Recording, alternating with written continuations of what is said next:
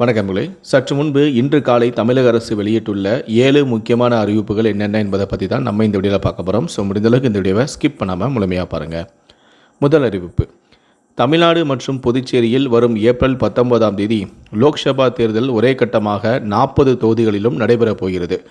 அன்றைய தினம் தமிழ்நாட்டில் சம்பளத்துடன் கூடிய பொது விடுமுறை அறிவித்து தமிழக அரசு உத்தரவிட்டுள்ளது. அன்றைய தினமே தமிழ்நாட்டில் காலியாக உள்ள கன்னியாகுமரி மாவட்டம் விளவங்கோடு சட்டப்பேரவை தொகுதிக்கான இடைத்தேர்தலும் நடைபெறுகிறது.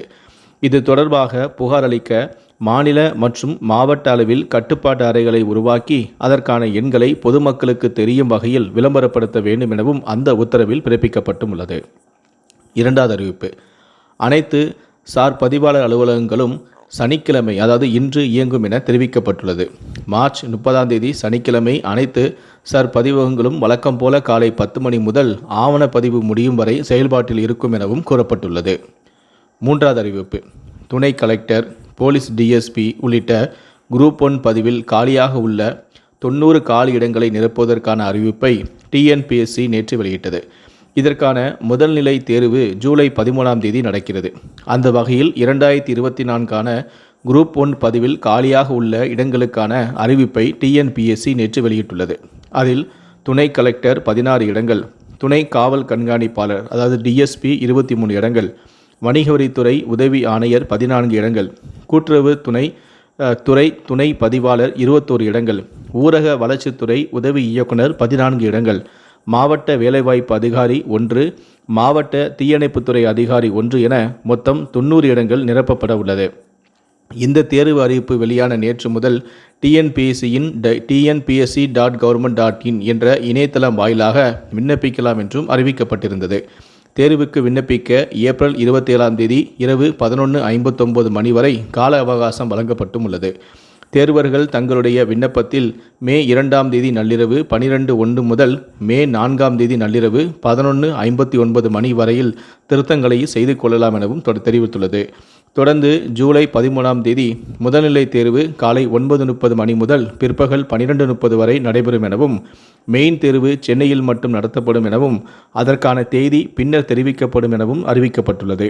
குரூப் 1 தேர்வுக்கு விண்ணப்பிக்க கல்வி தகுதி, என்னென்ன ஆவணங்களை சமர்ப்பிக்க வேண்டும், உடல் தகுதி, விண்ணப்பிக்கும் நடைமுறை, தேர்வு கட்டணம் போன்ற அனைத்து விவரங்களும் டிஎன்பிஎஸ்சியின் tnpsc.government.in என்ற இணையதளத்தில் வெளியிடப்பட்டுள்ளது.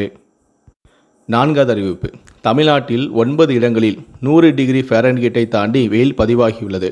தமிழ்நாட்டில் அதிகபட்சமாக ஈரோட்டில் 104 டிகிரி ஃபாரன்ஹீட் வெயில் கொளுத்தியது. கரூர், தருமபுரி, சேலம் ஆகிய இடங்களில் 102 டிகிரியும், திருச்சி, வேலூர், திருத்தணி, மதுரை நகர், மதுரை விமான நிலையம் பகுதிகளில் 101 டிகிரியும் ஃபாரன்ஹீட் வெயில் சுட்டெரித்தது. ஐந்தாவது அறிவிப்பு: நெட் தேர்வு மதிப்பெண் அடிப்படையில் பல்கலைக்கழகங்களில் பிஎஸ்டி மாணவர் சேர்க்கை நடத்தி கொள்ளலாம் என்று பல்கலைக்கழகங்களுக்கு பல்கலைக்கழக மானியக்குழு யுஜிசி உத்தரவிட்டிருக்கிறது.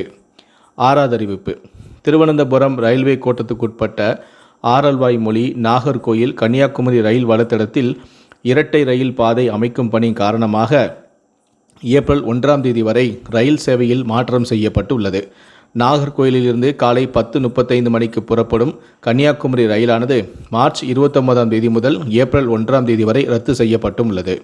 கடைசியாக 7வது அறிவிப்பு: ரயில்வே பாதை பராமரிப்பு காரணமாக சேலம் முதல் ஜஸ்வந்த்பூர் இடையே இரு மார்க்கத்திலும் இயக்கப்பட்டு வந்த பயணிகள் ரயிலானது 5 நாட்களுக்கு ரத்து செய்யப்படுகிறது.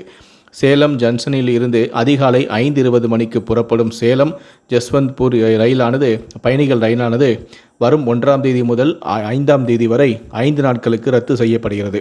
இதேபோல ஜஸ்வந்த்பூரில் ரயில் நிலையத்திலிருந்து மாலை 3:55 மணிக்கு புறப்படும் சேலம் ஜங்ஷனுக்கு இரவு 9:45 மணிக்கு வந்தடையும் ஜஸ்வந்த்பூர் சேலம் பயணிகள் ரயிலானது வரும் 2ஆம் தேதி முதல் 6ஆம் தேதி வரை ரத்து செய்யப்படுகிறது என்று சேலம் ரயில்வே கோட்டம் சார்பில் இருந்தும் தெரிவிக்கப்பட்டுள்ளது.